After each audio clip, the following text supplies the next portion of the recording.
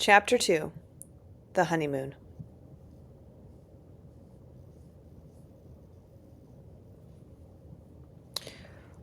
For the next few months, I went back to visit my father quite regularly to hear his story. About Mom, 11, 12, 13. What are you doing, Pop? I'm making into daily portions my pills. 14, 15, 16, 17, 18. So many. It's 6 pills for the heart, 1 for diabetes, and maybe 25 or 30 vitamins. For my condition, I must fight to save myself. Doctors, they only give me junk food.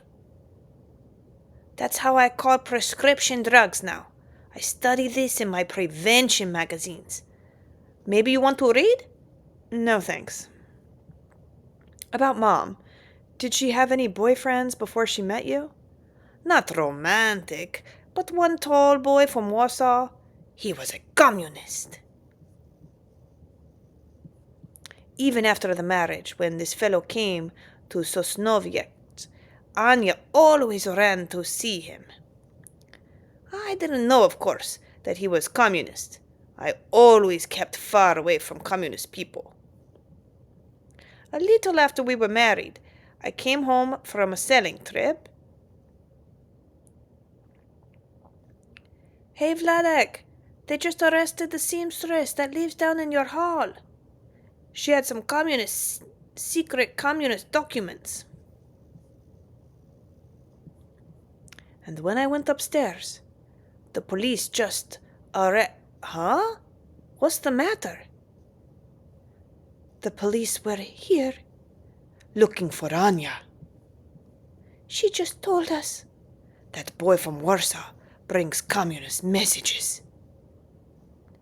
She translates them into German and passes them on. Anya was involved in conspirations.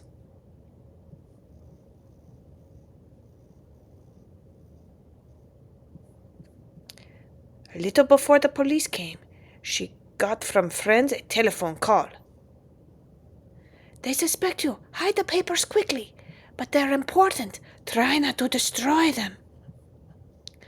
What to do? She ran to the seamstress. What was one of our tenants? Miss Stefanaska, please, hide this package for me. Don't tell anyone about it. And Anya was a good customer, so she agreed. The police went over our house, top to bottom. It was nothing to find, so they searched the neighbors. Okay, how did you get this package? I never saw it before. One of my customers must have left it. Anya was safe, but the seamstress they arrested. When I found out the story, I was ready to break the marriage. I told her, Anya, if you want me, you have to go my way. If you want your communist friends, then I can't stay in this house. And she was a good girl. Of course, she stopped all such things. What happened to the seamstress? Miss Stefanaska sat in prison for a longer time, maybe 3 months. It wasn't enough evidence, and finally the police let her go. Father-in-law paid the cost from the lawyers and gave her some money. It cost maybe 15,000 złota. That's a lot, huh? Yeah, but not only this. At the same time, he did for us even more. You know, Vladek, when you and Anya gave me a grandchild, I want him to be well off. Well, I almost have enough from my sales trips to start a textile shop. A shop? Pfft! You ought to have a textile factory. It would cost a fortune. Please, I can give you the money and plenty of credit. I started a factory in Bielsko and visited Anya every weekend. By October 1937, the factory was going, and it was born my first son, Ritju. He's a big baby, over 3 kilos. My God, Anya, he only weighs 39. Of course, you never knew him. He didn't come out from the war. Yes, I know. But wait, if you were married in February and Riccio was born in October, was he premature? Yes, a little. But you, after the war, when you were born, it was very premature. The doctors thought you wouldn't live.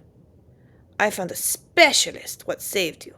He had to break your arm to take you out from Anya's belly. And when you were a tiny baby, your arm always jumped up like so. We joked and called you Hail Hitler. We pushed down your arm, and you would, oops. Now look what you made me do. Me? Okay, I'll recount them later. No, you don't know counting pills. I'll do it. After an expert for this. I'm an expert for this.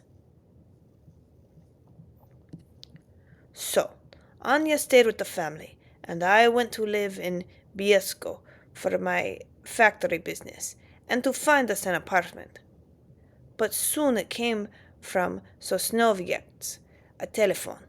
Vladek, come home right away. Anya is sick. She was crying as soon as I came in. What's wrong, darling? It doesn't matter. Nothing matters. But why are you crying? I don't know. I have a good family, a fine son. I should be happy. But I just don't care. I just don't want to live. Here, baby, drink this and rest. I don't understand. What's the matter? Giving birth was too much a strain. She's always hysterical or depressed. A breakdown. Please. The doctor told us about a sanatorium. But somebody must go with her. Someone she trusts. Everything's arranged. The child can stay here with the governess. And I'll watch your factory.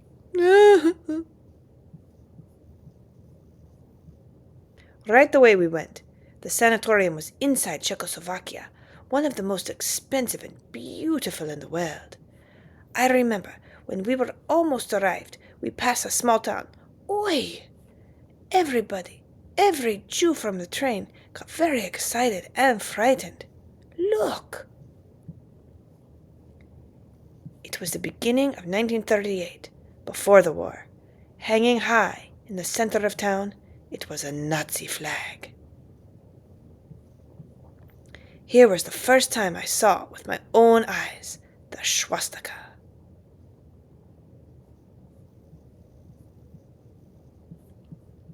I tell you, there's a pogrom going on in Germany today. One fellow told us of his cousin, what was living in Germany. He had to sell his business to a German and run out from the country without even the money. I am a filthy Jew. It was very hard there for the Jews. Terrible. Another fellow told us of a relative in Brandenburg. The police came to his house and no one heard again from him. This town is Jew-free. It was many, many such stories. Synagogues burned, Jews beaten with no reason, whole towns pushing out all Jews, each story worse than the other. Let's hope those Nazi gangsters get thrown out of power. Just pray that they don't start a war.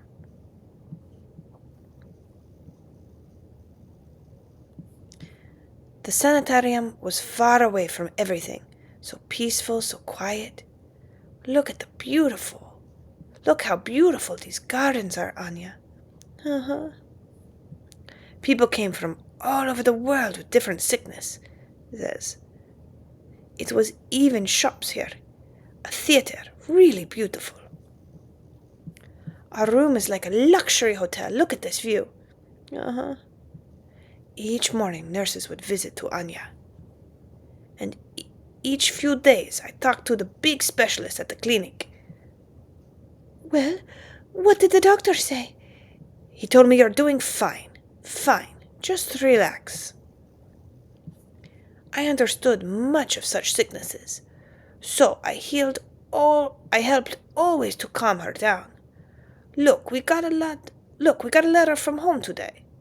With a photo of Riccio. Let me see. He's a handsome boy, just like his father, yes? Yes. In the evenings, we went either to the theater or to dance in the cafe. Did I tell you the tragedy about the pillow my family lost at the start of 1914 war? I was 7. We lived too close to the border. It wasn't safe. I told her many jokes and stories to keep her busy. So we took what we could on a wagon, pulled by 4 horses, and went to my grandfather's home in Radomsko. Someone rode past us and told us that we dropped a pillow a few miles back. A guy traveling to Amsterdam picked it up.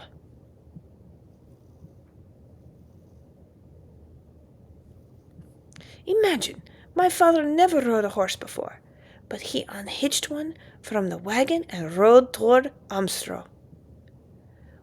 We waited and waited. Mother started crying. Surely he fell and got killed. She had begged him to let the pillow go and take all of our troubles with it. The horse was bony and didn't have a saddle.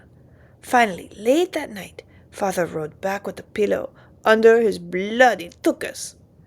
So Father got his pillow back, but he couldn't sit down for the rest of the war. I love you, Vladek. And she was so laughing and so happy that she approached each time and kissed me, and so happy she was.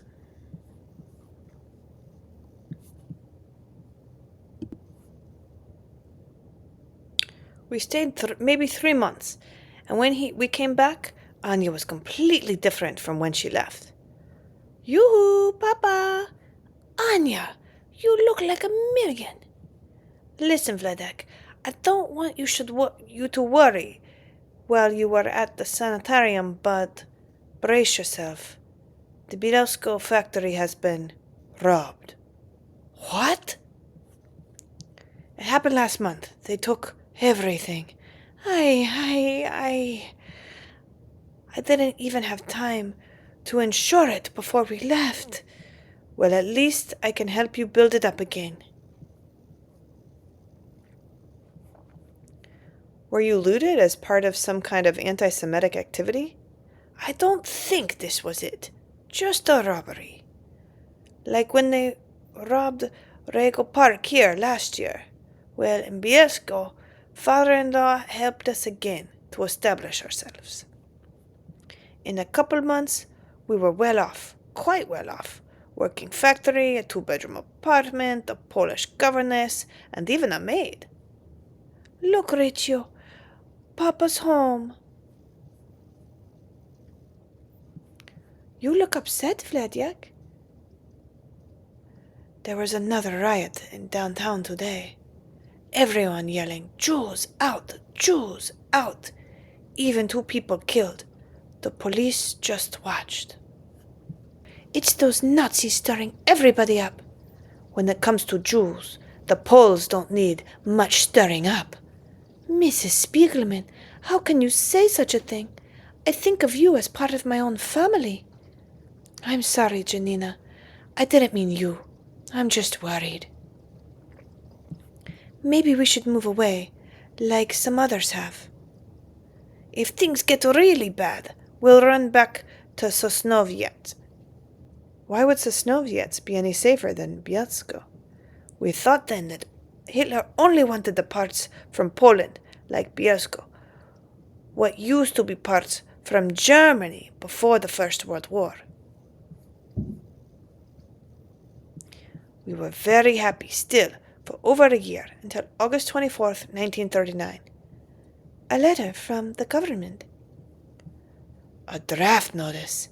It was the Polish Reserves Army, and so I had to go right away. It was a big confusion. Everyone knew it would be now a war. Quick, pack everything. Your father will take you to Sosnoviet. Viadek, I'm afraid. Grab your knickknacks and the doll collection. They're not important. You'll see. You may enjoy them. I was right. When the things went worse later, she was able to sell such things. So Anya and Richu, the governess, went in one way to Sosnoviets, and I went then in a different direction to the frontier against Germany.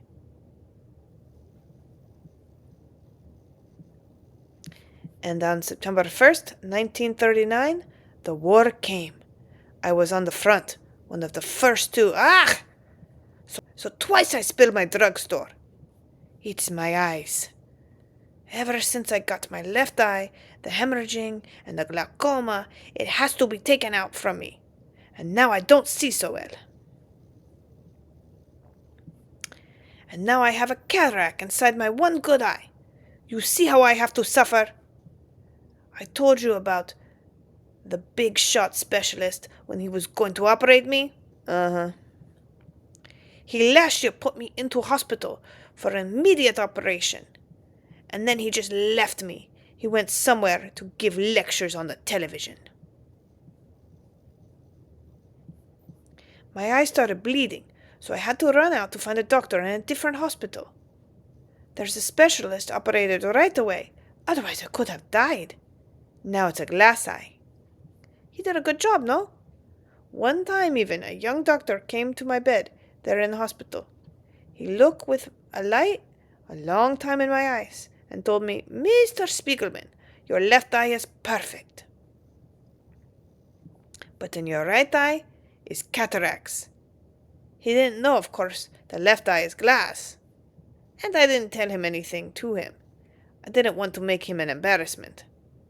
You should have told him about that. Well, enough for today, yes? I'm tired and I must count still my pills. Okay, good idea. My hand is sore from writing all this down.